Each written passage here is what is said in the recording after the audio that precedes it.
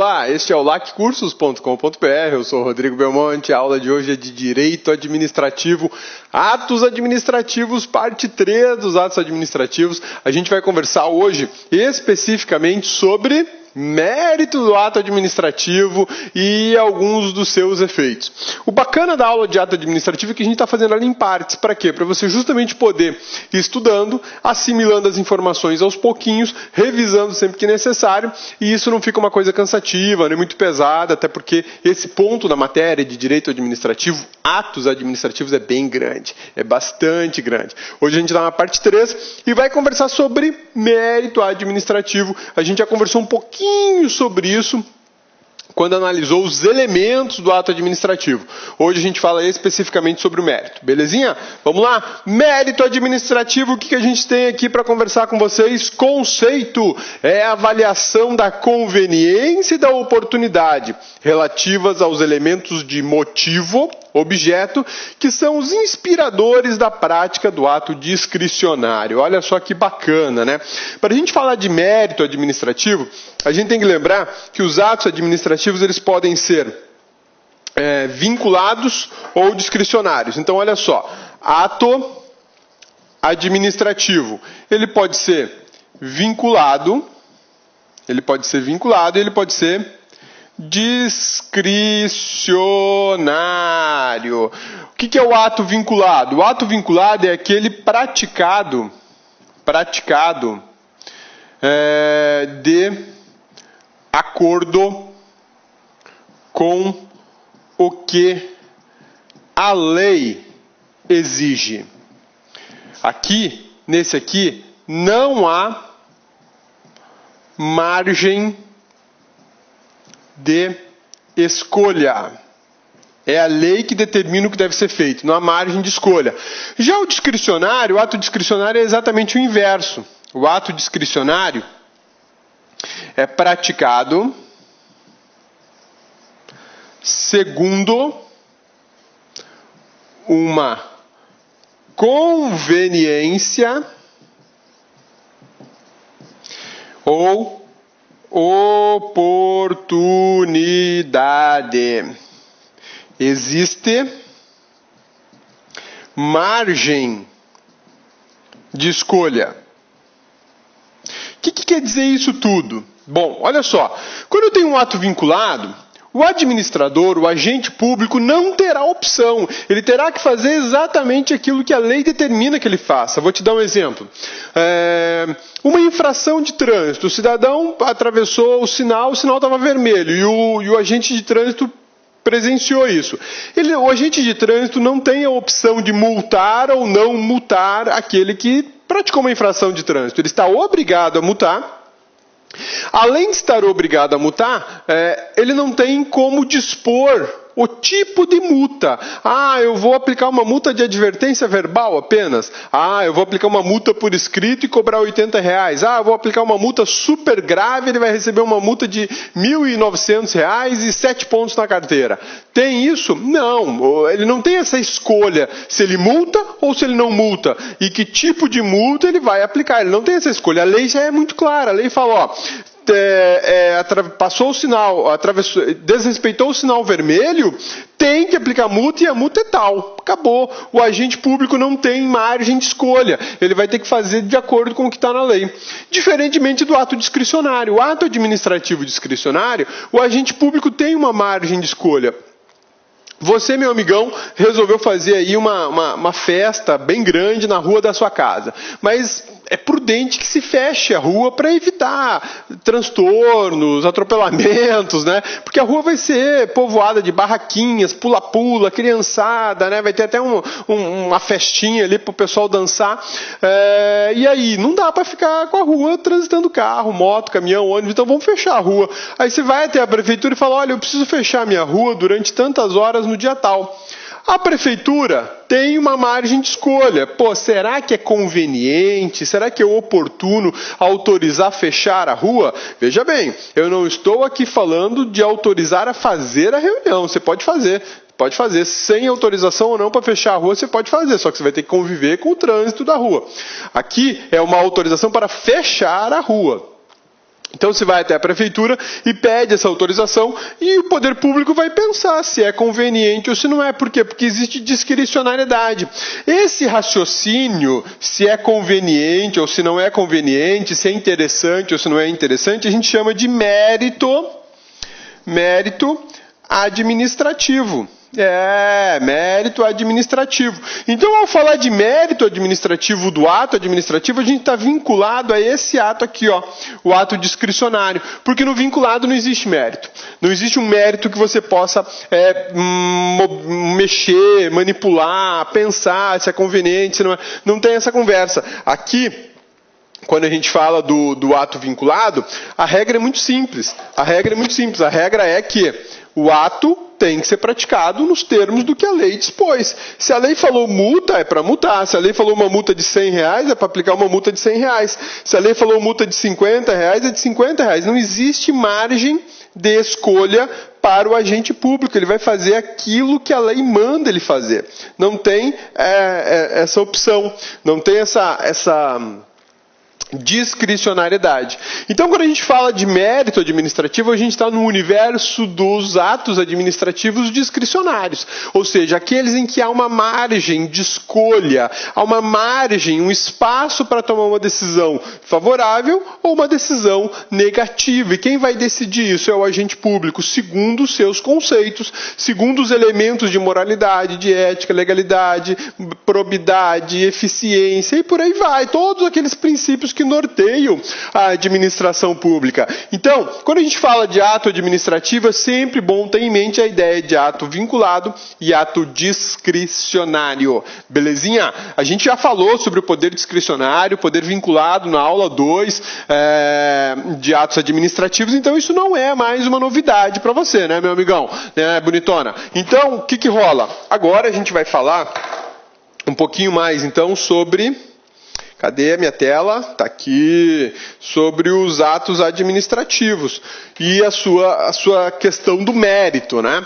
Então, olha só, é a avaliação da conveniência e da oportunidade. Conveniência e oportunidade, o sinônimo disso é discricionariedade, que tem um outro sinônimo chamado mérito administrativo. Então, falou em mérito administrativo, a gente está falando em discricionariedade da administração em praticar ou não praticar determinado ato, segundo oportunidade e inconveniência, relativos ao objetivo e ao motivo e ao objeto do ato. Essa ideia de discricionariedade, de oportunidade e conveniência, de mérito administrativo, eu vou concentrar isso apenas em cima de dois elementos do ato administrativo. Que elementos são esses? O motivo e o objeto, que a gente já viu nas outras aulas de ato administrativo. Os demais elementos não estão sujeitos à discricionariedade, eles são obrigatoriamente vinculados. Cai muito em prova de concurso, perguntando o seguinte: que elementos do ato administrativo são discricionários? Só tem dois, objeto e motivo, só dois. Põe isso no seu cabeção, meu amigão. Grava isso no HD. Bonitona, grava isso, marca com aquela canetinha, marca texto amarelinha assim, né? Escreve aí no seu material de apoio. Só dois elementos do ato administrativo são discricionários. Podem ser discricionários, melhor dizendo, que é o motivo e o objeto. Olha só, a gente tem aqui o MOSF, né? O que é o MOSF? Elementos do ato administrativo: motivo, objeto, sujeito competente, forma e finalidade.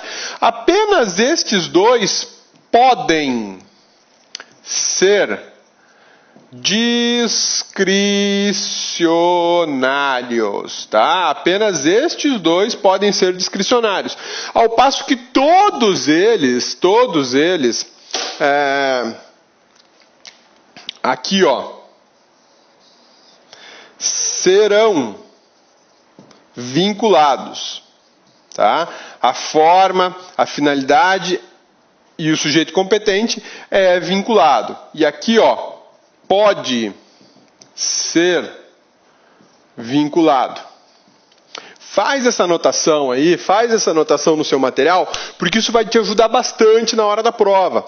Motivo e objeto, eles podem ser tanto discricionários, como eles podem ser vinculados. É lógico, um ato que tem como motivo ou objeto vinculado, ele não vai ser esse mesmo ato, ele não vai ser discricionário.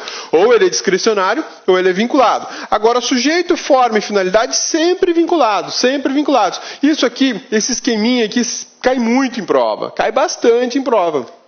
O examinador adora ficar de graça, perguntando se sujeito, forma e finalidade são discricionários, se podem ser discricionários. Não, não pode. Sujeito, forma e finalidade obrigatoriamente são vinculados, ao passo que motivo e objeto é que estão vinculados à ideia do mérito administrativo.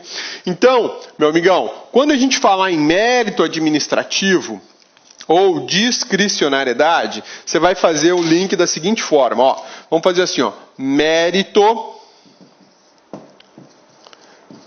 administrativo. Beleza? Faz aí no seu material, pode riscar aí, não tem problema. Risca no verso do material, tá? Mérito administrativo. Eu vou linkar o mérito administrativo à palavrinha chamada discricionariedade. Palavrão, hein? Piedade. Nossa. Aqui, ó. Discricionariedade. Vou vincular ela, beleza? Faz aí o seu linkzinho. Isso aqui vale muito a pena na hora de estudar depois, tá? Quando eu falo em mérito administrativo, eu falo em discricionariedade. Mas também falo em outra coisa. Falo em oportunidade e conveniência. Oportunidade e conveniência. Faz um outro linkzinho aí. Você vai agregando as informações, você vai agregando conhecimento através de um mecanismo chamado associação. Você está fazendo associação de conhecimento. Isso é super importante para o teu raciocínio, para a tua memória e óbvio, para a tua prova, para você se dar bem na prova, né? Aí, ó, vai nessa que é bom demais, tá bom? Isso aqui é bom demais. Vamos lá, que mais que a gente vai linkar aqui? Que mais que a gente vai linkar? Ó, já coloquei discricionariedade, já coloquei mérito administrativo, oportunidade e conveniência. Que mais que eu posso colocar aqui? Que elementos do ato administrativo estão vinculados ao mérito administrativo? Olha só, motivo e o objeto, motivo e objeto, beleza? Motivo e objeto também são, motivo e objeto são os dois únicos elementos dos atos administrativos sujeitos à ideia de mérito administrativo, né? Eu não tenho aqui a possibilidade de colocar nesse esqueminha sujeito, forma e finalidade. Então eu tenho motivo e objeto. Beleza? Sussa, tranquilos, maravilha? Vai fazendo esse esqueminha aí por uma razão muito simples. Isso vai te ajudar a estudar. À medida que a aula vai passando, você pode pegar e acrescentar mais informações nesse esquema. E acrescentando mais informações nesse esquema, mais rico vai ficando esse material, tá? Olha só. Só para antecipar a aula um pouco, você pode depois colocar aqui no mérito administrativo assim, ó. Judiciário não pode apreciar. Olha que bacana. O judiciário não pode apreciar o mérito administrativo. Legal, né?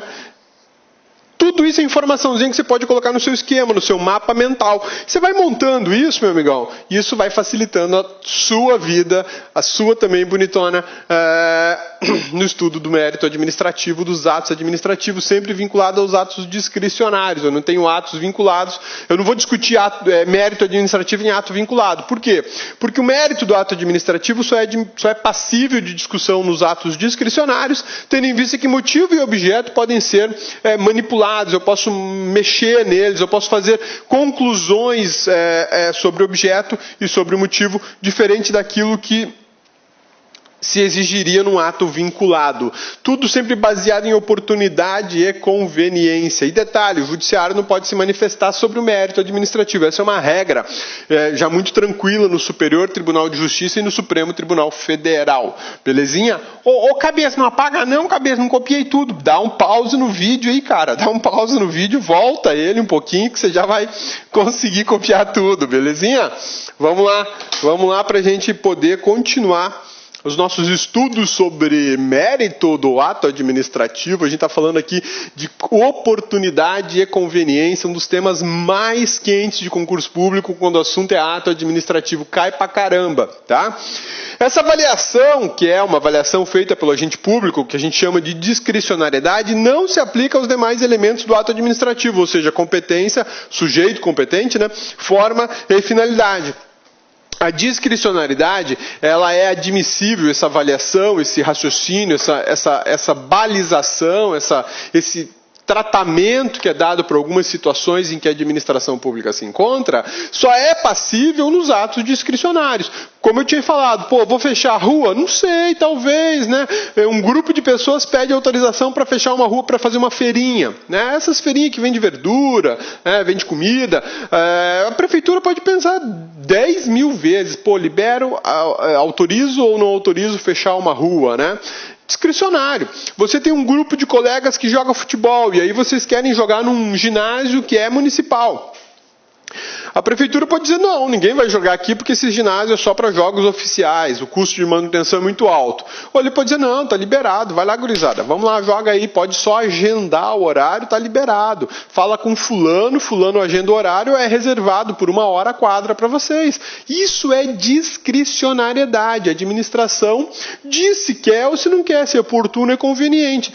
Mas qual seria a conveniência administrativa em liberar uma quadra para uma gurizada jogar bola? Onde é que está o interesse da administração? Bom, o interesse da administração está vinculado a um direito social previsto lá na Constituição da República, no artigo 6º, que é o direito ao lazer. É obrigação do Estado proporcionar lazer ao cidadão. Se o Estado construiu um ginásio para práticas esportivas, é obrigação do Estado proporcionar essa área de lazer. Então o Estado já cumpriu a parte dele, né? Beleza, eu já fiz a estrutura aqui, agora eu vou gerir o uso. Essa gestão de uso, ela está baseada na discricionariedade. O que o Estado tinha que fazer, ele já fez, construir o ginásio, uma estrutura poliesportiva lá, enfim. Agora eu vou gerir o uso. Será que eu vou deixar usar todos os dias? Será que eu vou deixar essa gurizada usar 1 hora da manhã? 1 hora da manhã, tem gente que joga bola 1 hora da manhã, você bota fé nisso? Eu moro em frente a um ginásio bem grande, um ginásio poliesportivo com várias quadras, um campo de futebol enorme, e tem noites que eu estou lá preparando aula e aí eu dou uma levantada, saio do escritório lá que eu tenho em casa, vou respirar um pouco de ar, né? Gurizada jogando bola nesse ginásio 1 hora da manhã. Você bota fé nisso? Mas por que está podendo? Porque a prefeitura autorizou, tanto que tem iluminação, tá ligada. Mas onde é que está o interesse da administração em gerenciar e autorizar, segundo oportunidade e conveniência, um grupo de pessoas usar esse espaço? Promoção do esporte. É um interesse da administração. Prevenção de saúde é outro interesse da administração. E mais, quando você coloca pessoas praticando esporte, você afasta eles de problemas. A gurizada está lá jogando bola, basquete, vôlei, futebol, enfim, o que for. Quando eles estão praticando algum tipo de esporte, estão longe de drogas, estão longe da cachaçada, estão longe de ficar tirando racha na rua, estão longe, enfim, de badernar pela cidade. Estão lá concentrados no futebol, não interessa a hora, né? Lógico, não pode existir algazarra, né? Porque senão perturba o sono alheio da vizinhança. Mas, de forma geral, é tranquilo, né? Então é aí que está a conveniência e oportunidade. A administração podia pensar, não, o custo desse jogo noturno está ficando alto, porque a energia elétrica fica ligada, custa muito caro, o ginásio está tendo um custo de manutenção alto. Eles podem proibir à noite. Durante o dia está liberado. Isso é oportunidade e conveniência. É com essa discricionalidade que muitos administradores trabalham diariamente. Agora, se houvesse uma lei falando assim, jogos no ginásio Dom Aquino em Cuiabá, Mato Grosso, né? Bem lá que eu moro, na frente do ginásio Dom Aquino. Jogos no ginásio Dom Aquino em Cuiabá, Mato Grosso, somente durante o dia e aos finais de semana. Se tivesse uma lei municipal falando isso, Desaparece a discricionariedade. Acabou. Ah, prefeitura, eu quero jogar na quarta noite. Está liberado o ginásio? Não, está fechado. A lei diz que esse ginásio Dom Aquino só está liberado para os jogos de finais de semana durante o dia. E poderia exigir mais, que sejam jogos acompanhados pela Federação Mato Grossense de Futebol. Pronto, acabou a gurizada da pelada. Ninguém joga mais, só jogo oficial lá dentro, né? E se houvesse lei nesse sentido, desapareceria a discricionariedade. Como a lei diz, a administração gerencie conforme a oportunidade e conveniência, acabou. Aí eu posso jogo na segunda, na terça, na quarta, na quinta, na sexta, no sábado, no domingo, de dia ou à noite, enfim, conforme as possibilidades da administração. Belezinha? O mérito administrativo está ligado ao poder discricionário do ato administrativo. Você lembra na aula passada que a gente analisou os poderes? Ou melhor, tem uma aula específica sobre os poderes do ato administrativo, salvo engano, a aula passada, a aula número 2 de atos administrativos. Né? E lá a gente analisou o poder discricionário e o poder vinculado. As duas coisas a gente trabalhou, que é a base dessa aula que a gente está vendo hoje. Então, quando a gente fala em mérito administrativo, eu estou falando de poder administrativo discricionário ou poder discricionário. Tá? Lembra do mapa mental? Vai lá e faz um link agora, poder discricionário nele, escreve lá poder discricionário. Qual que é a vantagem de você montar aquele mapazinho mental? É uma só. Depois que você tem ele pronto, você prega ele em algum lugar, ou deixa no seu caderno bem visível, ou no seu material de estudo bem visível, e aí a hora que você bater o olho, você vai ver uma pancada de informações de forma rápida, ligeira e muito claro. Isso já, povoa o cabeção e você começa a ter muita informação sobre o mesmo assunto. Véspera de prova, amanhã tem concurso, né? Vou estudar igual um animal. Não vai não. É a hora de descansar o cabeção para ele ficar legal, né? E aí você bate uma olhadinha assim, lá lembrei tudo, né? Isso é legal do mapa mental, né? Dá para fazer um mapa mental com qualquer matéria. Basta ter criatividade. Beleza? Ato vinculado é diferente do ato discricionário. A gente conversou um pouquinho sobre isso no início da nossa aula. O ato discricionário, a grande diferença dele para o ato vinculado é que no ato discricionário existe uma margem de valoração. Existe uma margem para escolha. Eu posso dizer sim ou posso dizer não, né? Cabe à administração praticar esse ato administrativo conforme o seu interesse. Por exemplo, uma autorização do município é puro ato discricionário. Autoriza ou não autoriza. É um ato administrativo que autoriza ou não autoriza. Diferente de uma permissão. A permissão já é um ato vinculado, né? A concessão é um ato vinculado. A licença, você preencheu os requisitos, o município vai ter que conceder a licença. A discricionariedade, ela está baseada na autorização. Melhor, a autorização está baseada na discricionariedade. Vou autorizar o uso da praça pública ou não vou autorizar? É discricionário. Aqui em Cuiabá tem uma praça que fica em frente a uma igreja chamada Mãe dos Homens, salvo engano essa igreja, né? E essa praça, todo domingo à noite, ela fica povoada de gente, né? É uma feira, também é uma feira. A administração autorizou que todos os domingos à noite se instale uma feira ali. Comida, brincadeiras, joguinhos, a gurizada vai lá naquelas motoquinhas elétricas, pula-pula, venda de roupas. É uma praça que fica cheia de gente lá. Mas como é que esse pessoal está usando um espaço público, pago pelo contribuinte, para interesse privado? Sim, porque é interesse puramente privado. O cara está indo lá vender uma comida, por exemplo, a Maria Isabel. Sabe o que é Maria Isabel? Maria Isabel é um arroz com carne muito gostoso que tem aqui no Mato Grosso. Especificamente aqui em Cuiabá, na Baixada Cuiabana, o pessoal faz esse prato de comida e leva lá para vender. O cara tem puro interesse privado, ele quer ganhar dinheiro, é o ganha-pão dele. Mas, ele está usando o espaço público para ganhar dinheiro e a prefeitura não leva nada nessa história? Não. Por que que não? Porque existe um interesse de manter a praça ativa, de manter o comércio local ali, movimentar aquela região, até para afastar assaltos, enfim, a praça virar ali albergue de indigentes. Então a praça está sempre bem cuidadinha, está limpinha, sempre tem gente circulando, né? E nesse dia, nessa noite, é a autorização do município para que particulares usem o espaço. Se eu quiser ir lá para brincar com o meu filho no domingo à noite, na praça, andar de bicicleta, não vai dar, não vai rolar, porque a praça vai estar coalhada de barraquinha, não vai ter como. Por quê? Porque para a administração é conveniente que nesse dia tenha um comércio lá dentro. Isso é conveniência e oportunidade. A administração acaba ganhando, ela tem vantagens nisso, porque a praça está sempre bem cuidada, porque a área da região tem movimentação de pessoas que gastam dinheiro, fazem o comércio se ativar um pouco mais. Isso é bacana, porque a administração, de forma indireta, acaba arrecadando algum dinheiro, né? Já o ato vinculado, não existe, olha só, não existe qualquer possibilidade, não existe margem, né? É como eu te falei, está comprovado que houve uma multa, uma infração de trânsito, passou o sinal vermelho. Tá comprovado. Então não tem conversa. É multa na certa. O Cabeça esses dias passou num radar acima da velocidade. O radar, fotografou e mandou lá pro Cabeça uma cartinha. Cabeça, você passou a 60 no lugar de 50, paga a multa. Não tem chororô. O software do radar e o sistema todo, ele não vai para o Cabeça é gente boa, foi um descuido, deixa para próxima. Não vai ter próxima. É vinculado. Infração de trânsito é multa na certa, não tem conversa, tá?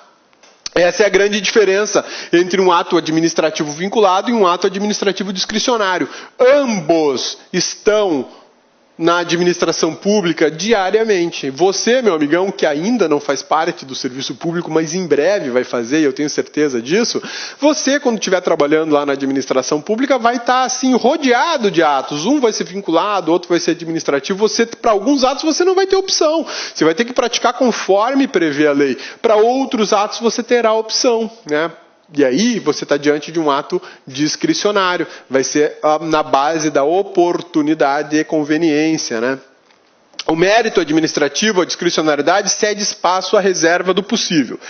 Bom, essa teoria da reserva do possível, ela é extremamente importante porque ela é moderna, primeiro ponto, ela é moderna, ela cai tanto em provas de direito constitucional como em provas de direito administrativo. Reserva do possível, não é à toa que ela está em vermelho aqui, é uma teoria extremamente importante, muitíssimo utilizada pela administração pública para justificar suas omissões, suas falhas, né? Então, olha só, quando a gente fala de discricionariedade, quando a gente fala de mérito administrativo, a gente invade muito essa questão da reserva do possível. Pô, Cabeça, mas o que é, Cabeça, a reserva do possível? Olha só, meu amigão, reserva do possível é assim, ó, autoriza a administração deixar de praticar algum ato que se revela inviável de ser executado em certo momento e dentro de determinadas condições. Então, olha só, quando a gente fala em reserva do possível, olha só, reserva do possível. Isso quer dizer que a administração reserva-se ao direito de fazer o que é possível. Olha só, quando eu caio nessa história aqui de fazer o que é possível, eu, administração, me reservo o direito de fazer o que é possível, eu passo a fazer uma valoração discricionária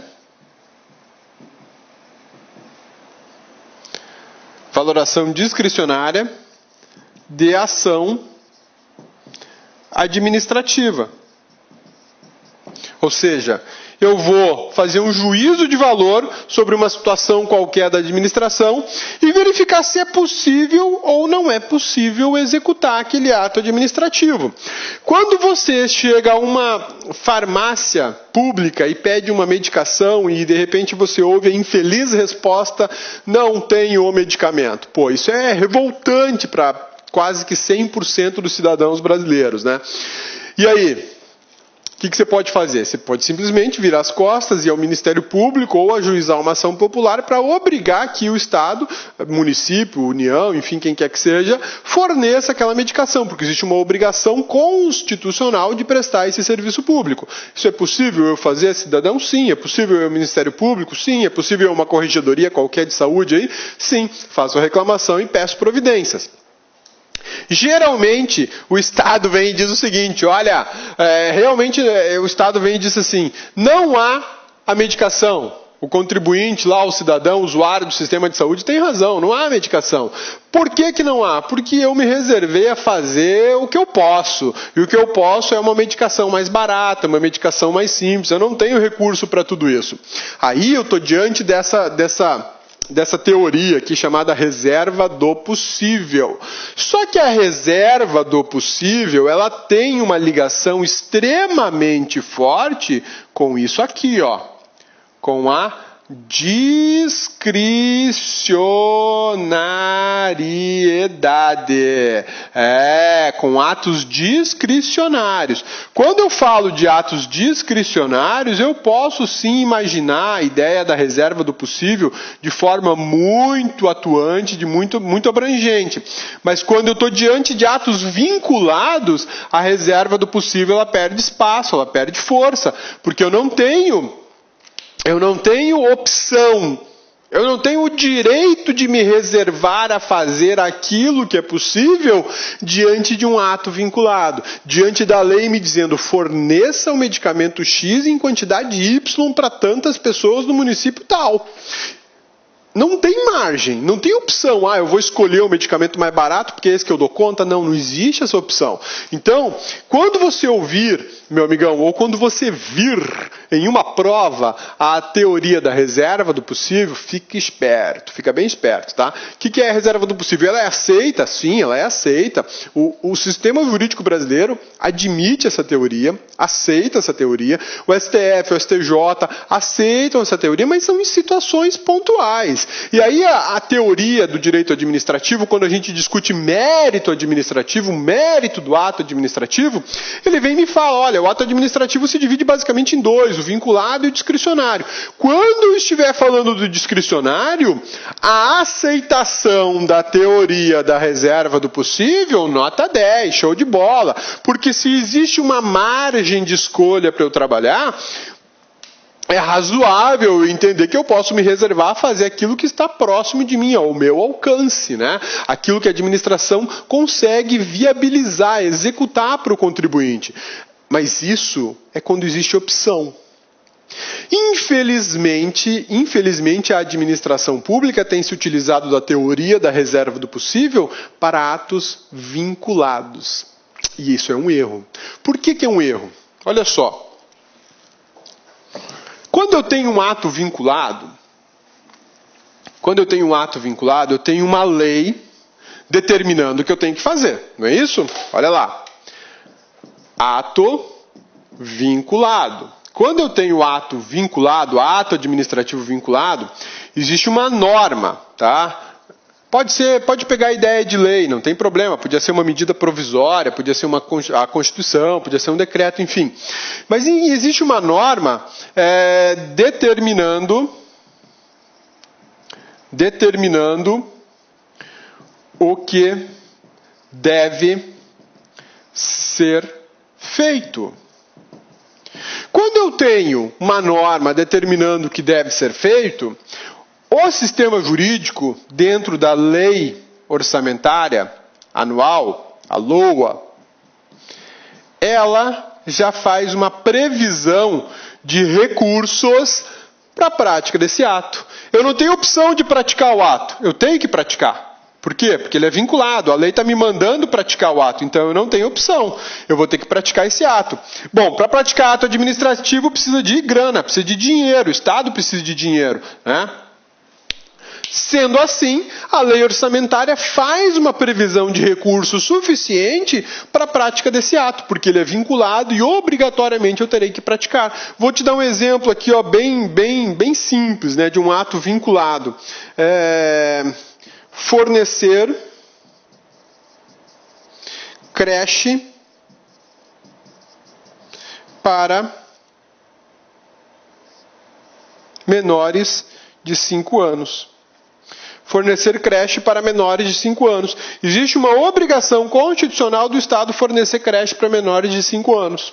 E aí? Se existe essa obrigação constitucional, o Estado tem que fornecer a creche. Ele não tem opção, não vou fornecer, ou vou fornecer até os 4, até os 3, não. A obrigação é até os 5. E você tem que fornecer. Pô, cabeça, mas como é que eu vou fornecer creche se eu não sei o número de crianças? Lê do engano, você sabe o número de crianças, você é o Estado. Por quê? Porque o Estado, quando vai definir recurso, ele faz uma análise dos últimos 3 anos da grana que ele gastou. E aí aparece o pessoal da gestão de administração pública que faz cálculos estatísticos para saber, pô, em 2011 a gente gastou tanto, em 2012 a gente gastou tanto, em 2013 gastou tanto, em 2014 gastou tanto, e agora em 2015? Estou gastando quanto? Qual é a previsão para 2016? Eu faço um cálculo de crescimento da despesa e eu verifico que a despesa cresce anualmente a uma ordem de, 3%. 3% cresce a minha despesa com creche para crianças menores de 5 anos. Eu não tenho opção de dar ou de não dar a creche. A legislação me manda dar essa creche.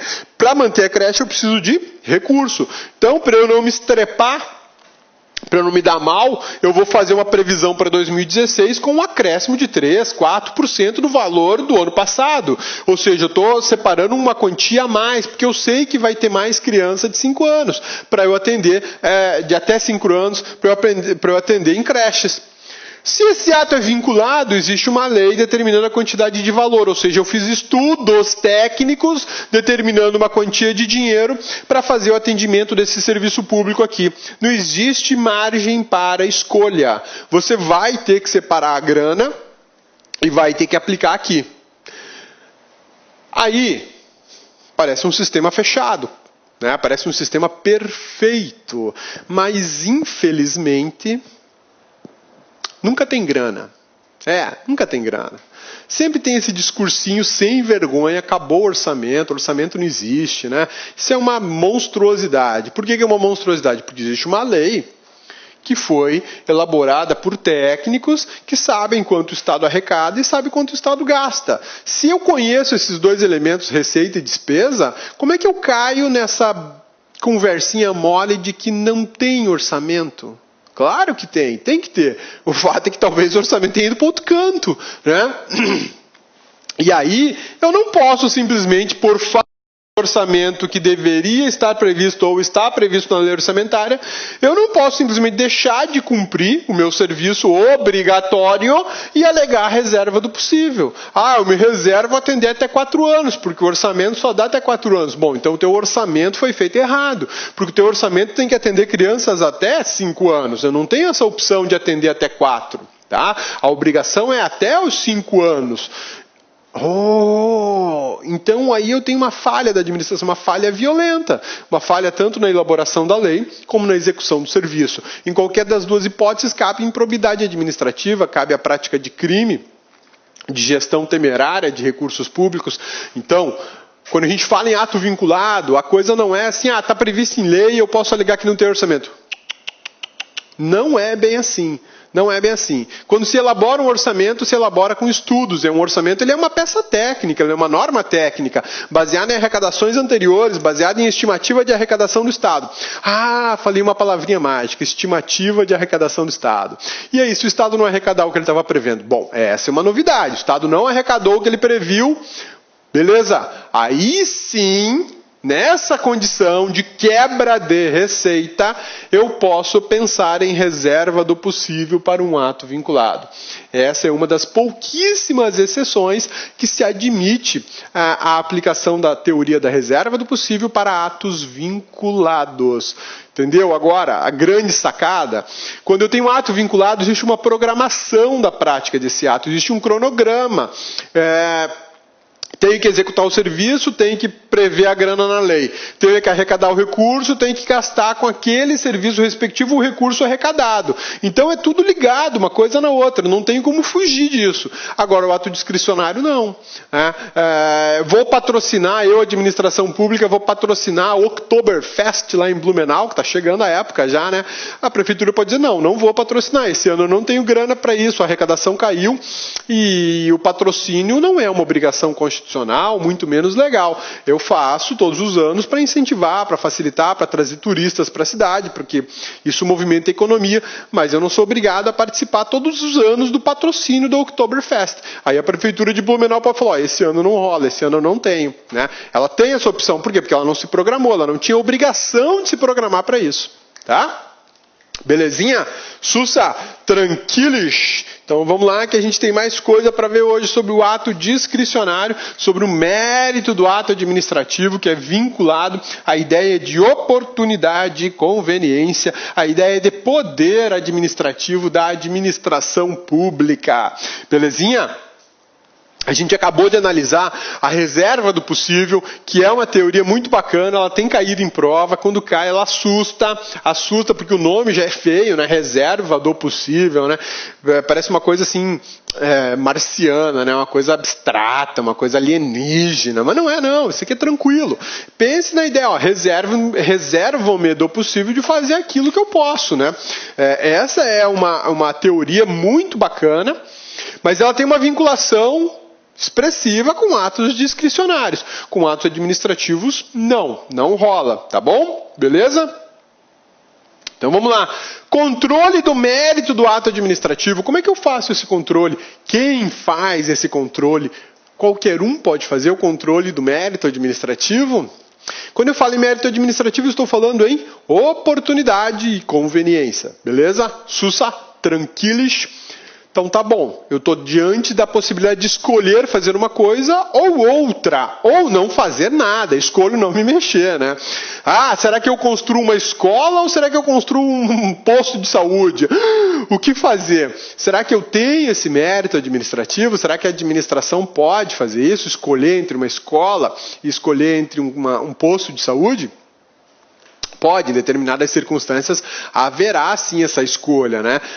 O ideal é que não exista essa escolha, que a legislação já determine o que deve ser feito, mas nem tudo funciona como um relógio nesse país, né? Principalmente em pequenos municípios, onde há uma precariedade de recursos, onde há poucas pessoas para trabalhar, para gerir a administração, e às vezes a administração não tem condição de escolher, ela só vai ter uma opção por imposição financeira. Ela não tem muita opção, ou vai não fazer, né?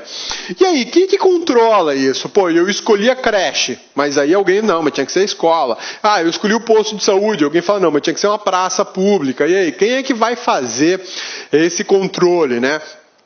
A administração autorizou fechar uma rua por causa de um evento escolar. Poxa, e aí eu não posso transitar nessa rua? Eu não gostei disso, eu não tenho nada a ver com esse evento escolar, eu tenho que transitar nessa rua porque aqui eu chego na minha casa, agora eu vou ter que dar uma volta gigante para chegar na minha casa, isso é um absurdo. Sempre tem aquele que não vai gostar do que foi feito. E aí, quem que controla isso?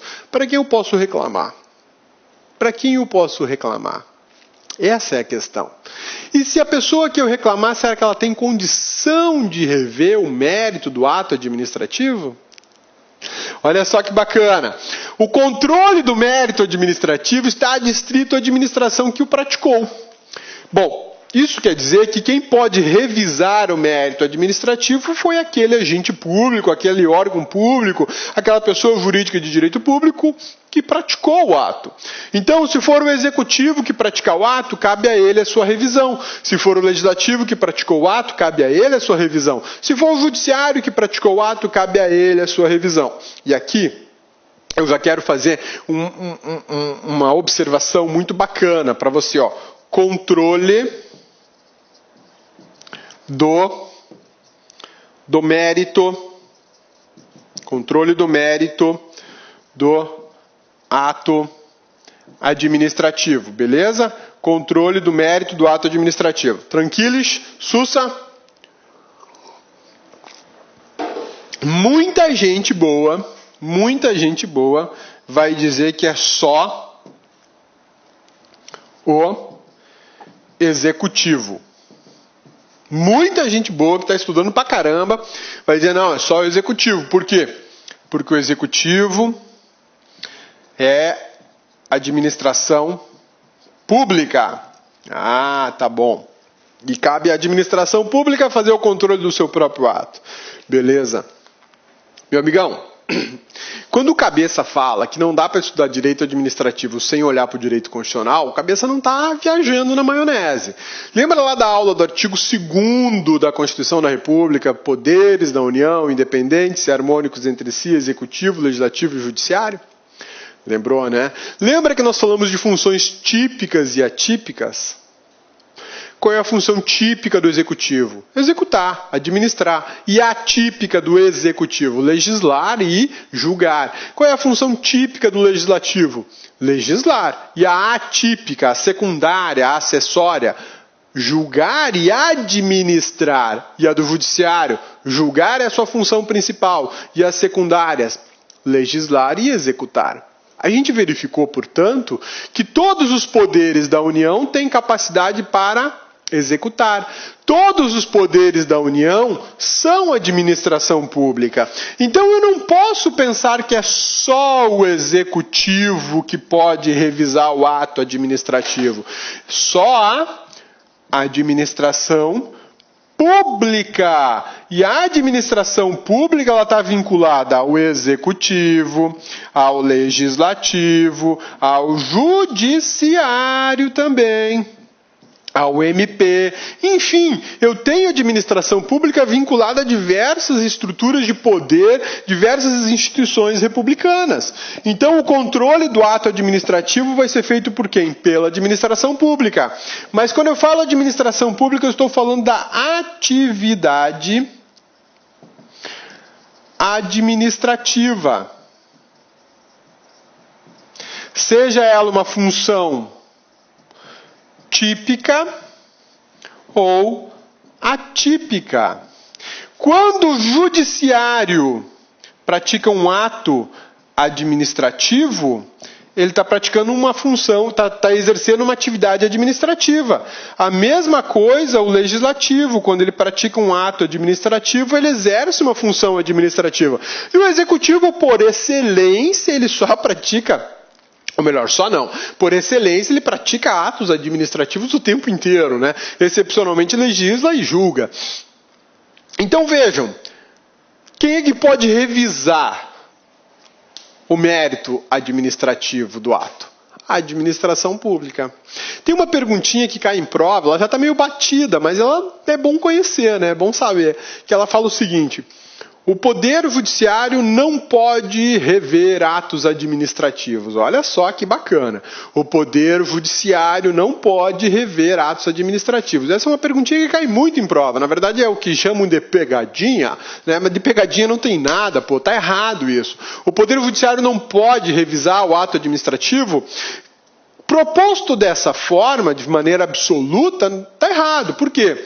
Porque o judiciário pode revisar os próprios atos administrativos. Olha só, quando o judiciário praticar um ato administrativo vinculado à sua estrutura administrativa, ele pode revisar a hora que ele quiser. Por exemplo, o Tribunal Regional Federal da Primeira Região praticou um ato administrativo de edital de concurso. Ele pode revisar esse ato a hora que ele bem entender.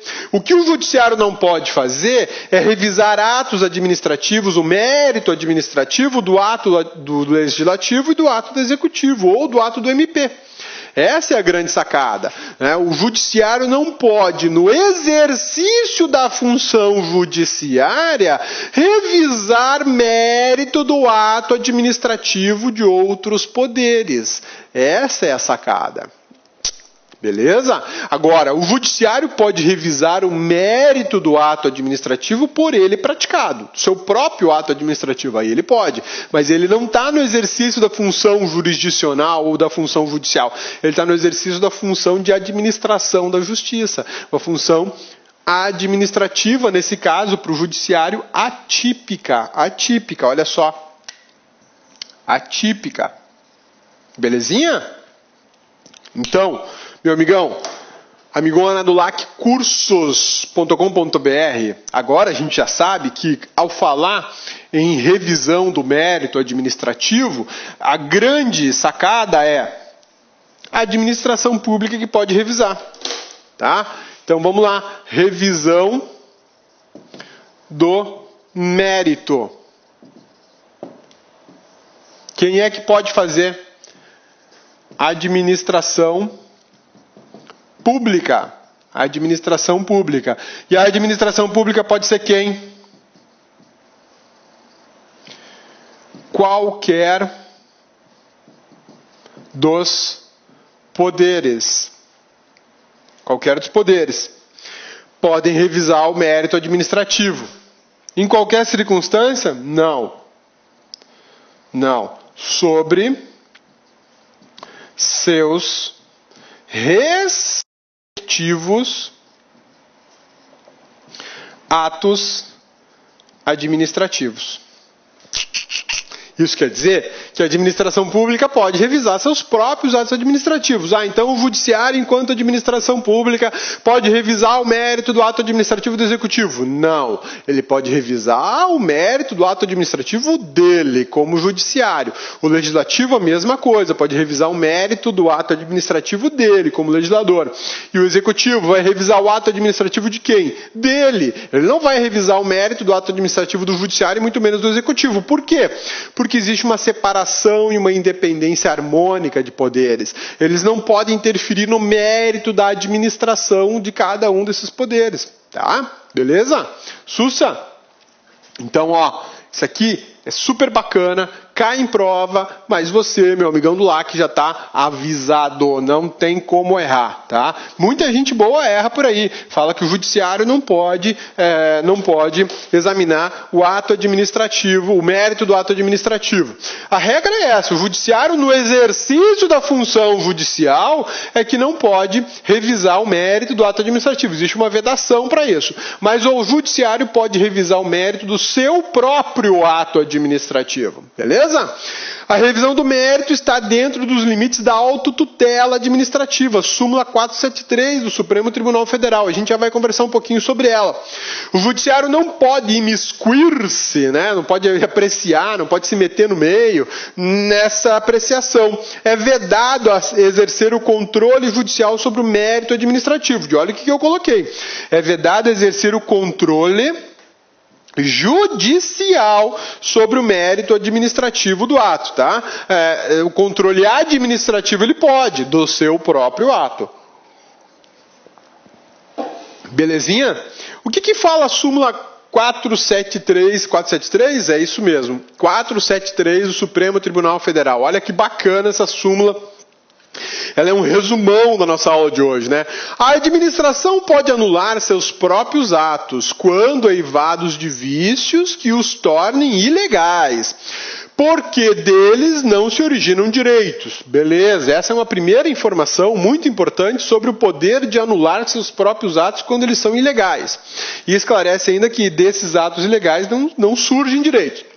Ou, olha o final da súmula, ou revogá-los por motivo de conveniência ou oportunidade, respeitados os direitos adquiridos e ressalvada em todos os casos a apreciação judicial. Olha que bacana. Quando a gente fala em mérito administrativo, a gente está falando em oportunidade e conveniência. Então, revogar ato administrativo, ele está na esfera da oportunidade e conveniência. Quando eu falo anular ato administrativo, eu estou na esfera da ilegalidade. E existe uma separação enorme, um abismo entre essas duas coisas, né? Em prova é muito comum aparecer o seguinte, olha só, eu tenho ato administrativo, beleza? E aí eu posso ligar ele à palavra revogação, mas também posso ligar ele à palavra anulação, ok? Quando é que eu uso uma e quando é que eu uso outra? A revogação de um ato administrativo só existe quando a gente está diante da oportunidade e conveniência, beleza? Oportunidade e conveniência. E quando eu falo em anulação de ato administrativo, eu estou diante de uma ilegalidade. Aqui é vinculado. Não existe opção. Aqui é discricionário. Eu uso o verbo revogar em caso de oportunidade e conveniência. Eu uso o verbo anular em caso de ilegalidade. Então é o seguinte, a administração pública pode revogar seus atos administrativos. Beleza, tá certo, pode revogar. Por que ela pode? Porque é discricionário, é baseado em oportunidade e conveniência. Eu posso revogar, eu tenho a opção de revogar ou de não revogar. Agora, o problema do ato administrativo está na ilegalidade. Bom, aí eu não tenho mais opção. Se o ato é ilegal, eu estou ferindo o princípio da legalidade. Artigo 37, caput da Constituição da República de 1988. Todo mundo tem que se vincular àqueles princípios, o LIMP, né? E aí, se eu tenho um ato ilegal, eu tenho que arrancar ele do mundo jurídico e administrativo. Nessa situação está vinculado. Bacana, né? Então, ato administrativo ilegal, eu tenho o dever de anular. Ato administrativo legal, correto, bacana, mas inconveniente, inoportuno, eu posso pensar em revogação. Então, usar o verbo revogar, eu revogo, só nas hipóteses de discricionariedade. Usar o verbo anular, eu anulo, para as hipóteses de ilegalidade. Beleza? Essa é a primeira informação bacana, importante, que você tem que gravar sobre essas duas palavrinhas, anular e revogar, e sobre aquela súmula. O que tem de interessante nisso, Rodrigo? Até agora foi só uma decoreba. Pois é, na prova, o que rola? Na prova diz assim, cabe ao judiciário revogar um ato ilegal. Tá certo isso? Cabe ao judiciário revogar um ato ilegal. Tá errado? Se o ato é ilegal, eu tenho que anular, porque dele não se originam direitos. Cabe ao legislativo anular um ato do executivo por ilegalidade. Quem anula por ilegalidade ato próprio, se o ato é de execução, quem anula por ilegalidade um ato é aquele que praticou o ato. Olha só, cabe ao legislativo anular um ato ilegal do executivo? Não, não cabe. Anular não. Por que não? Porque cabe ao executivo, pela autotutela, anular seu próprio ato, porque ele é ilegal. Ah, mas o executivo não fez isso e não quer fazer. Eu, o legislativo, posso? Não. Quem pode é um poder, o judiciário, que tem o poder de declarar a nulidade de atos administrativos e a inconstitucionalidade de atos administrativos. Esse poder pode anular um ato ilegal de outro poder, porque aí é a esfera da legalidade e não mais da oportunidade, conveniência, discricionariedade. Então, meu amigão, tem que ficar muito esperto. Não é difícil isso. Pelo contrário, é uma matéria até simples. Mas você tem que ficar muito ligado no verbo, tem que ficar muito ligado no contexto que o examinador vai te apresentar. Porque ele pode muito bem te colocar: o Poder Judiciário nunca revogará um ato administrativo. Tá certo ou tá errado? O Poder Judiciário nunca revogará um ato administrativo. Ô, cabeça, pelo que você falou, tá errado, porque o Judiciário pode revogar o próprio ato administrativo que ele praticou dele. Exatamente, meu amigão, é isso aí. Então vai estar errado. E esse tipo de afirmação cai muito em prova, principalmente do CESP. CESP adora perguntar isso, né? Fazer uma afirmação dizendo que o Judiciário nunca vai revogar um ato administrativo. Mentira! Ele pode revogar os próprios atos da estrutura do judiciário. Assim como o legislativo pode revogar os seus próprios atos administrativos e o executivo revogar os próprios atos administrativos dele. O que não pode acontecer é o executivo revogar um ato do legislativo e do legislativo revogar um ato do executivo e ambos pensarem em revogar atos do judiciário ou o judiciário revogar atos do executivo e do legislativo. Isso não rola, não tem como. Tem um poder que pode declarar a nulidade dos atos de todo mundo, que é o Poder Judiciário. A nulidade é declarada com base na ilegalidade do ato administrativo. E aí eu já não estou mais na esfera da discricionariedade. Quando eu falo em legalidade, eu estou falando em validade desse ato, estou falando em princípio da legalidade. Aí não existe mais opção. O ato de declaração de nulidade passa a ser vinculado. Beleza? Sussa, tranquilos? Então vamos em frente. Caso o judiciário aprecie o mérito administrativo, fará o papel de administrador e violará o princípio da separação dos poderes. Essa é a ideia. Se eu colocar o judiciário para apreciar o mérito dos atos administrativos, a conveniência e a oportunidade, o judiciário passa a ser o grande administrador de tudo. Na justiça é muito comum o Ministério Público exigir que o Estado pratique um determinado ato. Ele não praticou, e aí a gente vai lá, ajuiza uma ação civil pública e fala, executa o ato aí. Nessas circunstâncias, o que rola? O que rola? A administração pública vem de lá para cá com 4 pedras na mão e fala assim, juizão, você não pode se meter nessa história, porque senão você vai passar a ser administrador e vai violar a separação de poderes. Olha lá. Olha só. O Estado tinha uma obrigação a fazer e não fez. O Ministério Público ajuizou uma ação para que obrigá-lo a fazer, mediante ordem judicial. E aí o Estado vem e fala para o juizão, você não pode me obrigar a fazer porque isso é mérito administrativo. E você não pode se meter no mérito administrativo. Se você se meter no mérito administrativo, você viola a separação de poderes e vai funcionar como administrador. Complicado isso, né? Bastante complicado, mas isso é conversa para boi dormir. Isso é conversa para boi dormir. A gente viu numa aula de direito constitucional ou de direito administrativo, cabeça lembrar aqui. Uma aula de direito constitucional, direitos sociais, lá no artigo 7º, uma expressão muito bacana que fala do estado das inconstitucionalidades das coisas, né? Cabeça, eu não vi essa aula ainda, então corre lá no site que ela está disponível, né? Estado das inconstitucionalidade, das coisas, bem grande, né? Mas não tem problema. Lá na aula de direitos sociais, artigo 7º da Constituição, tá no site já, tá? Vai lá dar uma olhadinha, tá no slide também. Tem lá uma teoria chamada estado da inconstitucionalidade das coisas. Estado da inconstitucionalidade das coisas. O que é isso? Pode o poder judiciário determinar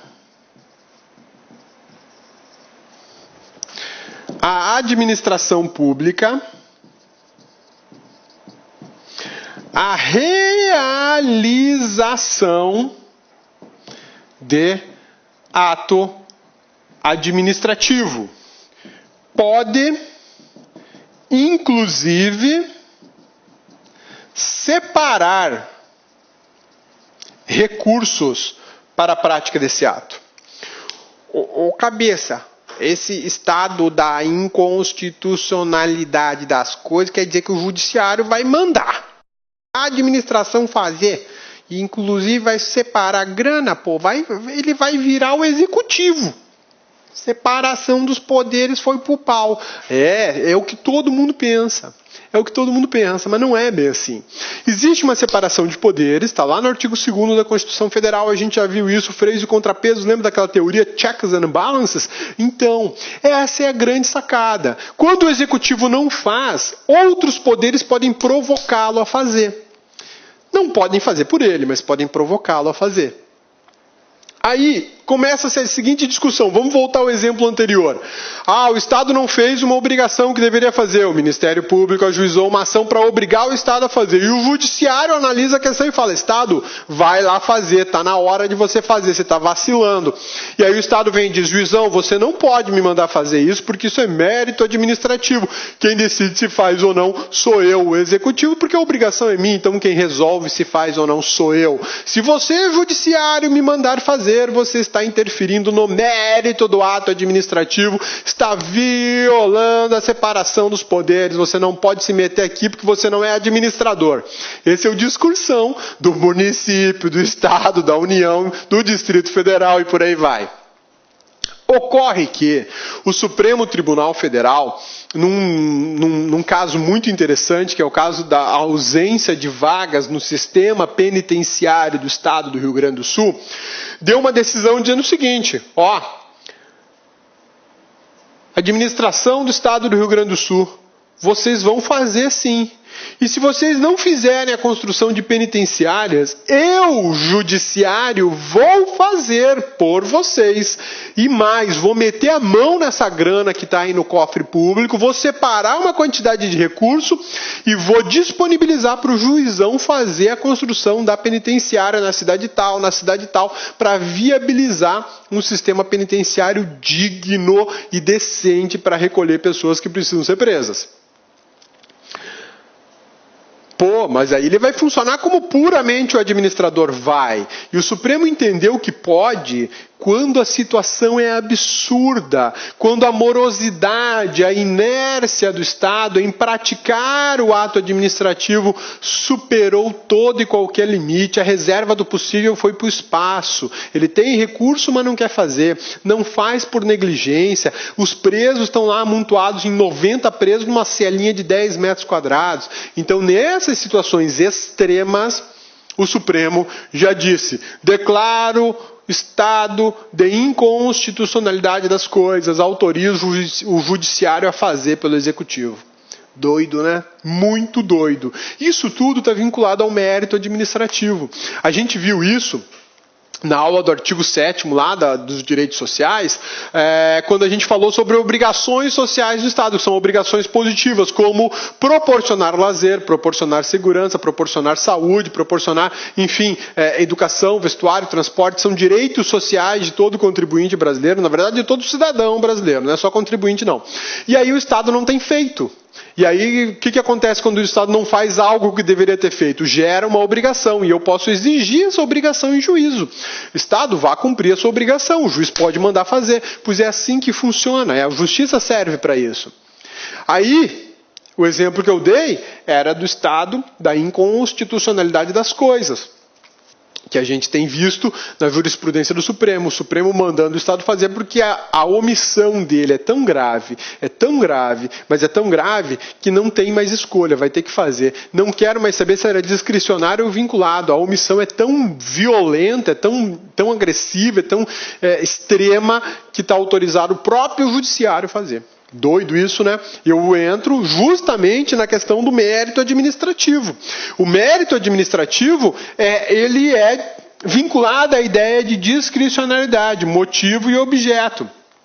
E quem deve se manifestar sobre ele é a administração pública que vai praticar o ato. A regra que todo mundo conhece, é uma regra válida e ela vai valer para a tua prova, é que o judiciário não se mete no mérito da administração pública. Essa é a regra. O judiciário não se mete no mérito da administração pública. Maravilha, lindo.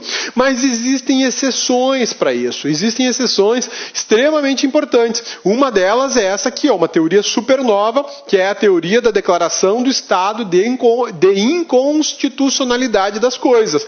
Quando é que pode isso? Quando a omissão do Estado é tamanha, é tão absurda que o judiciário tem que interferir, né? Então, nessas situações, tem se admitido.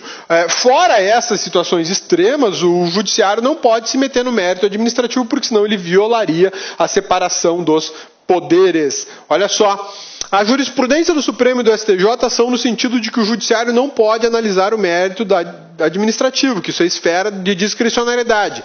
Exceção: exercício do mérito atingido pela ilegalidade ou inconstitucionalidade. Nesse caso, o exame será pela nulidade ou pela inconstitucionalidade. Existe possibilidade de exceção, sim, tá? A conveniência e a oportunidade não estão sujeitas ao exame judicial, mas a legalidade e a constitucionalidade que cerca essa oportunidade e conveniência, isso sim pode ser analisado. Deixa eu fazer o seguinte, meus amigos, do laquecurso.com.br. Cabeça vai pegar aqui a aula de constitucional de direitos sociais para mostrar para vocês justamente o ponto que fala da inconstitucionalidade das coisas. Não é esta aula aqui. Cabeça já vai achar. Cabeça devia ter colocado no material, né? Mas me surgiu agora a ideia. E aí vale a pena a gente mostrar o que a gente trabalhou aqui nesse esqueminha da inconstitucionalidade das coisas, para a gente poder dar uma visão mais legal sobre o assunto. Só um pouquinho. Já estou chegando lá. Ó, cabeça, está demorando. Pois é, mas eu vou achar. Aguenta a mão aí, eu vou achar. Não é essa aula também. Cabeçudo, por que você não pensou nisso antes, cabeçudo? Enquanto isso, você vai tomar uma água lá, meu amigão. Vai lá que eu já dou um jeito nisso. Aguenta a mão aí. Aí, cabeça demorou para achar porque estava no meio dos exercícios da aula do artigo 7º. Então, se você for procurar o slidezinho sobre a inconstitucionalidade das coisas, está lá na aula de exercícios de direitos sociais do artigo 7º da Constituição da República. Olha só, quando a gente fala em mérito administrativo, eu trouxe esse slide que é da aula lá do direito constitucional, lá do artigo 7º, que diz o seguinte: estado das coisas inconstitucionais, STF, quando insuportável a violação massiva dos direitos fundamentais, ou seja, a administração pública está tão omissa, que não dá mais para suportar. É uma inércia de forma continuada. E aí, permite-se, legitima-se a interferência do Poder Judiciário na implementação de políticas públicas, inclusive com alocação de recursos orçamentários, coordenando medidas concretas. Essa é uma situação extrema que o Supremo Tribunal Federal já tem admitido do Judiciário se manifestar sobre o mérito administrativo quando há uma inércia continuada, quando há uma violação maciça, absurda, extrema de direitos fundamentais. Aí, nesse caso, meu amigão, nesse caso, está autorizado sim o judiciário a apreciar o mérito da administração. Mas olha só, é uma situação para lá de extrema. O básico ali, o mergulho raso que a maioria dos estudantes de concurso dão, é que o judiciário não vai se manifestar em méritos administrativos. Em situações excepcionais, como a gente vê aqui no nosso slide. Vamos abrir ele aqui de volta. Aqui, ó. Em situações excepcionais, eu posso analisar o mérito administrativo quando eivado de alguma ilegalidade ou inconstitucionalidade. E uma situação mais extrema ainda seria essa. Seria esta aqui, ó. Estado das coisas inconstitucionais, ou estado de inconstitucionalidade das coisas. Então, hoje eu te mostrei a regra. Qual que é a regra? Jurisprudência do STF e do STJ, mérito administrativo, o judiciário não se mete. Tenho exceção? Tenho. A análise da legalidade ou da constitucionalidade desse mérito administrativo. Não estou analisando o mérito em si, mas aquilo que o cerca. E uma situação mais extrema ainda. Qual que seria a situação mais extrema ainda? Essa aqui. Estado das coisas inconstitucionais. Belezinha? Sussa, tranquilos? Desculpa aí o cabeça. Surgiu agora a ideia, então o cabeça já foi procurar o arquivinho, mas está lá no site, está disponível na aula de Direitos Sociais, a aula parte 4, que é a aula de exercícios. O cabeça procurou em todas as aulas e não achou. Aí que lembrou que foi um exercício que a gente fez na aula que exigiu o conhecimento disso. Belezinha? Sussa, tranquilos? Então vamos em frente, que a gente tem mais coisa para ver ainda sobre o mérito do ato administrativo. Opa, agora a gente vai falar sobre os efeitos do ato administrativo. Agora a gente acabou a nossa conversa sobre o mérito. E na sequência a gente vai falar agora sobre os efeitos do ato administrativo e fecha a aula de hoje. Olha só, ao falar em efeitos do ato administrativo é necessário observar alguns pontos, 4 basicamente. A formação do ato administrativo, a eficácia do ato administrativo, a execuibilidade do ato administrativo e a validade desse ato administrativo. Esses 4 elementos eu tenho que ter ele sempre em mente quando eu quiser analisar efeitos do ato administrativo, que eu também posso chamar de eficácia do ato administrativo, tá bom? Beleza? Sussa, tranquilos? Então, olha lá. Formação. O que eu preciso saber sobre a formação do ato administrativo? Preciso saber o seguinte. Exige a presença de todos os seus elementos formadores. O MOSF, tá lembrado do MOSF? Motivo, objeto, sujeito, forma e finalidade. Quando eu tenho todos esses elementos no ato administrativo, eu posso falar que eu tenho um ato juridicamente perfeito. O ciclo da sua criação foi atingida. Então eu tenho um ato completo. Ele tem motivo, ele tem objeto, ele tem sujeito competente, ele tem forma e tem finalidade. Lembrando que motivo e objeto são os discricionários. Eles podem ser discricionários, tá? Belezinha? Sussa, tranquilos? Vamos falar agora um pouquinho sobre os atos, na formação dos atos administrativos, quando eu tenho todos os elementos. E se eu não reunir todos os elementos? Bom, aí eu tenho o ato inacabado, eu tenho o ato imperfeito, e eles não produzem efeitos. Tá?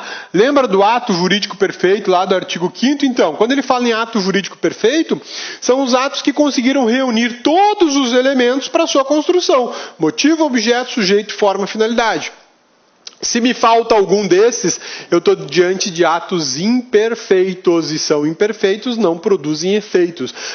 Posso também falar de atos inexistentes. O ato não existe. Por que ele não existe? Porque ele não está completo. Ele não foi criado completamente. Falamos sobre a formação do ato, para linkar isso à ideia de efeito. Agora vamos falar do efeito propriamente dito, da eficácia. É efeito produzido pelo ato. Sempre que você ouvir a palavrinha eficácia, lembre-se, efeito produzido pelo ato. Efeito jurídico, efeito administrativo produzido pelo ato. Faça essa ligação. Eficácia e efeito, mesma coisa, tá bom? E olha só, atos devidamente formados, acabados e perfeitos têm eficácia. Ou seja, só esse tipo de ato completo é que pode produzir efeitos. A eficácia possui 3 aspectos importantes. Os efeitos do ato administrativo têm 3 aspectos bem importantes que a gente tem que gravar. Aspecto temporal, o aspecto espacial e o aspecto subjetivo. Aspecto temporal, aspecto espacial e o aspecto subjetivo. Por que eu tenho que saber dessas 3 coisas? Por uma razão muito simples. Temporal. A eficácia é instantânea ou é permanente? A eficácia é instantânea. Praticou, acabou. Né? Olha lá, o guarda de trânsito fala, pare. Praticou um ato administrativo. A eficácia é instantânea. Praticou, acabou. Você já parou. Está parado. Aí depois ele fala, siga. Aí você praticou outro ato administrativo também de eficácia instantânea. Seguiu. Acabou. Permanente. Dou posse ao cabeça no cargo público. Tem eficácia permanente. Até que o cabeça resolva pedir exoneração, ou seja, demitido, ele tem eficácia permanente. Bacana, né? Então eu tenho que saber sobre a eficácia temporal. Muitas vezes a eficácia do ato administrativo fica vinculada a uma condição de tempo. Que condição de tempo? A gente chama isso de termo inicial, termo final, né? Autorizo fechar a rua do tempo tal ao tempo tal. Ou seja, das 17 horas do dia 14 de setembro até as 23 horas do dia 14 de setembro. Nesse período, tem início, meio e fim, está autorizado fechar a rua. Espacial. Onde é que esse ato se aplica? Na esfera federal, na esfera municipal, na esfera estadual ou na esfera distrital? É o espaço de abrangência dele, o campo de atuação dele. Esse ato é municipal, só se aplica para o município de Cuiabá. Esse ato é estadual, só se aplica no estado de Goiás. Esse ato é distrital, só aplica lá no DF.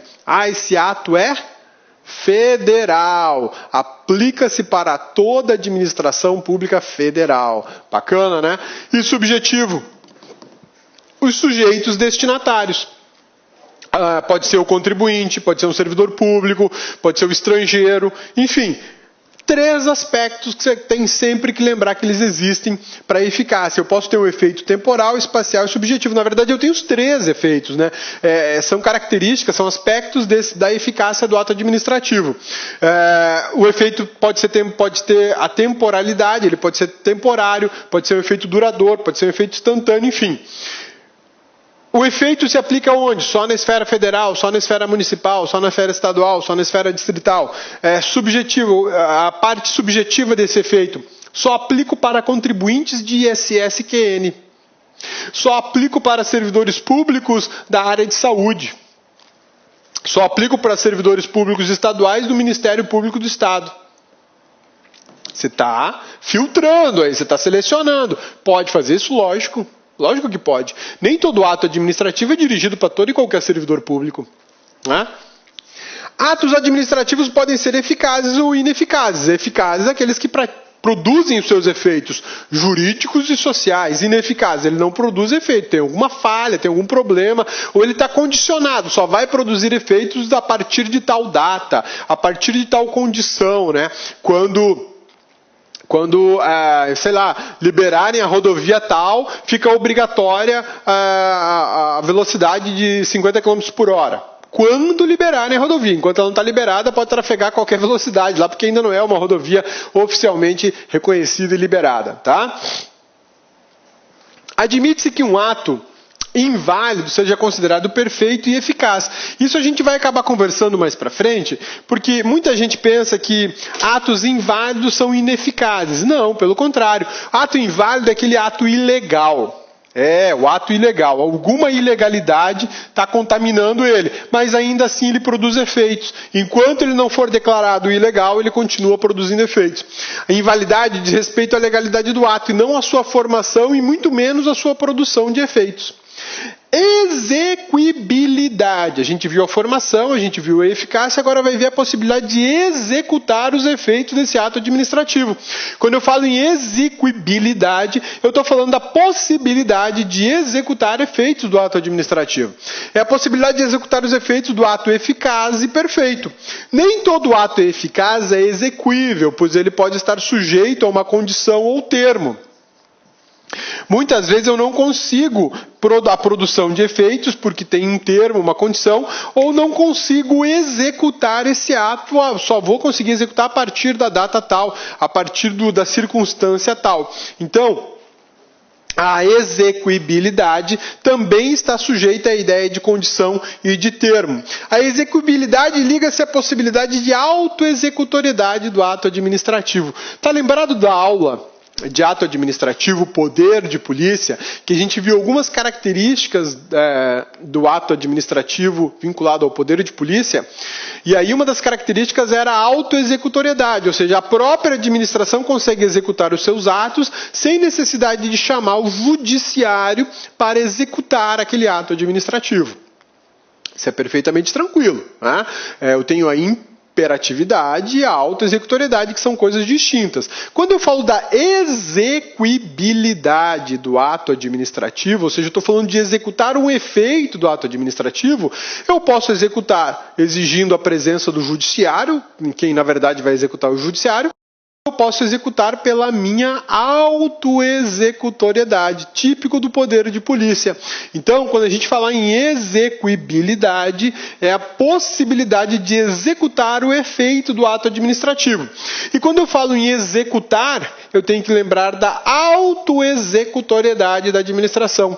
A administração pública tem a capacidade de executar ela mesma os seus próprios atos administrativos. Ela tem a capacidade de impor o seu ato administrativo e executá-lo se ele não for cumprido. Beleza? E agora vamos falar da validade do ato administrativo. A gente falou de formação, falou da eficácia, falou da execuibilidade e agora vai falar da validade, ou seja, da legalidade do ato administrativo. É a conformidade do ato com a lei, ou seja, a conformidade do ato com a norma, com a Constituição, com a emenda constitucional, com a medida provisória. Um ato válido, um ato administrativo válido quer dizer que ele obedece às normas, quer dizer que ele foi praticado, produzido de acordo com a lei. Ele não fugiu da finalidade prevista em lei, ele possui o sujeito competente previsto na lei, a forma ele adotou aquela que está prevista na lei, o objeto é aquele definido pela lei. Então, a gente está diante de um ato válido, que tem motivo, objeto, sujeito competente, forma e finalidade, segundo o que determina a lei do tempo em que o ato foi praticado. É o campo da legalidade. Ou eu também posso entrar aqui no campo da constitucionalidade, porque um ato também é inválido caso ele seja inconstitucional. Ele é inválido caso ele seja ilegal. Eu tenho que sempre observar essas duas coisas, legalidade e constitucionalidade. O ato é perfeito e acabado, eficaz. O ato é perfeito e acabado, eficaz e agora resta analisar se legal ou ilegal. Ou seja, perfeito, formação, está completamente formado, está acabado, é um ato jurídico perfeito. Ele produz efeitos, né? E agora resta eu saber se ele é legal ou se ele é ilegal. Porque eu posso ter um ato juridicamente perfeito devidamente formado, constituído, mas esse ato, por alguma razão, é ilegal. Por alguma razão ele está viciado. Sei lá, a forma não é a forma correta, a forma que deveria ter sido observada, o sujeito não é competente e por aí vai. Tá? Nessa ótica, portanto, os atos podem ser válidos ou inválidos. Válidos ou inválidos, ou seja, legal ou ilegal. Tá? Parte da doutrina entende que o ato inválido pode ser classificado como inexistente. Esse é um ponto delicado dessa aula. Por que é delicado? Porque boa parte da doutrina diz o seguinte, inclusive os professores Marcelo Alexandrino e Vicente Paulo, eles esclarecem que os atos inexistentes, na verdade, são os atos inválidos e tratam dessa forma, inválido e inexistente, como se fosse a mesma coisa. Posicionamento perfeito, respeitável, inclusive adotado por algumas bancas, salvo engano pelo CESP, pela ESAF, mas quando eu falo em ato existente ou inexistente, eu estou na esfera, eu estou no campo de formação desse ato. Eu não estou na área, não estou no espaço de legalidade desse ato. Muitas vezes eu tenho um ato formado perfeitamente, mas ele é ilegal. Agora, se eu tenho um ato que não se formou completamente, talvez eu nem analise se ele é legal ou ele é ilegal, porque ele não existe, porque ele é inexistente. Então, eu particularmente entendo que existem diferenças. Atos ilegais e atos inexistentes. Ato inexistente é aquele que não concluiu sua formação, ele não conseguiu se formar completamente, ele não tem ou motivo, ou não tem objeto, não tem sujeito, não tem forma, não tem finalidade. Ele não tem um desses elementos ou não tem vários desses elementos, ele é inexistente, ele não está completo. Já o ilegal, ele está completo. Ele se completou, ele tem todos os elementos, mas algum deles está irregular, algum deles tem uma ilegalidade, tem algum vício. Eu, particularmente, entendo que não dá para chamar ato ilegal e inválido de ato inexistente. Mas parte significativa da doutrina entende que sim. Inclusive CESP e ESAF, salvo engano, eles entendem que ato inexistente também é o ato ilegal, o ato inválido.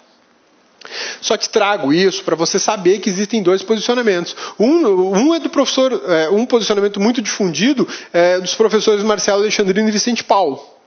O outro não é o do Cabeça. O Cabeça leu outras obras para produzir essa aula e percebeu que existem entendimentos distintos. Eu prefiro separar, tá? Tá? Mas o importante é você saber que o ato tem que ter um ciclo de formação, tem que produzir eficácia, ele tem que ser executável e mais, ele tem que ter validade. Esses 4 aspectos, essas 4 análises têm que ser feitas sobre todos os atos administrativos. E isso pode cair na sua prova com certeza. Tá? O ato inexistente é aquele que não existe, não é perfeito, não é acabado. Importante analisar a relação entre ato perfeito, válido, eficaz e suas variáveis. Agora a gente vai analisar um negócio que geralmente cai em prova. O que é isso, Cabeça? Olha só. A gente viu sobre a formação do ato, sobre a eficácia do ato, sobre a produção de efeitos, né, a execuibilidade do ato e a validade do ato. Então, esses elementos eles são analisados em conjunto, em especial em provas de concurso. O examinador é cheio de graça, ele vem e pergunta, né? Um ato válido, um ato eficaz pode ser inexequível? Um ato válido e ineficaz pode ser exequível? Então você tem que analisar esses elementos para formar essas hipóteses de variação. Olha só. Primeira hipótese, o ato é válido, é eficaz e é exequível. Isso aqui é o show de bola, é o perfeito, é o lindo, é o maravilhoso, né? Não tem problema nenhum. Ele é válido, ele é eficaz e ele é exequível. Tá lindo. Mas não é isso que cai na prova. Segunda hipótese, eu tenho um ato válido, ele é eficaz, porém é inexequível. Isso é possível na esfera administrativa? É possível que eu tenha um ato válido, eficaz, porém inexequível? Sim. Por quê? Porque a execuibilidade pode estar sujeita a um termo ou uma condição. Ele é exequível só no dia tal. ele é execuível só quando chover de forma assustadora, né? Tipo, subiu o nível do rio 10 metros. Aí eu tenho essa condição, né? Aí ele é execuível, até lá ele é inexequível, não está à disposição para ser executado. Olha uma terceira hipótese, eu tenho um ato válido, ineficaz e inexequível. Se ele é ineficaz, ele não está produzindo efeito. Se eu não produzir efeito, eu não tenho como executar. Então ele é ineficaz e inexequível, né? Nesse caso, não gera efeito por não estar completo. E sem efeito não há execuibilidade. Quarta hipótese. O ato é inválido, porém ele é eficaz e execuível. Essa, para mim, é a mais doida de todas. Eu tenho um ato que é ilegal. Ele é inválido, mas ele gera efeitos e está disposto e tem condição de ser executado. Por que isso aqui é possível? Essa situação, um ato ilegal, inválido, eficaz e execuível. Por que isso é possível? Porque ele é ilegal ele só vai ser declarado inválido, ele só vai ser considerado inválido depois de declarado inválido. Até a declaração de invalidade, ele é eficaz e ele produz efeitos. Nesse caso é ilegal e até que seja assim declarado, produz efeitos. Essa é a regra. Então, pare e pense, quando você fala em ato, o ato administrativo é nulo. Espera aí, ele foi declarado nulo? Não foi. Então ele está produzindo efeito, ele é execuível. Se eu quiser impedir a produção de efeitos de um ato que é ilegal, se eu quiser impedir a execuibilidade de um ato ilegal, eu tenho que pedir a declaração dele ou a própria administração, na sua autotutela, declara a nulidade. Até que isso seja feito, o ato está valendo e está produzindo efeito. A quinta hipótese, o ato é inválido, eficaz e inexequível. Aí, além de ele ser ilegal, a execuibilidade está sujeita a um termo ou condição. Isso aqui sempre aparece em prova. Essas variações. E o examinador pega muita gente pelo calcanhar nisso aí, tá?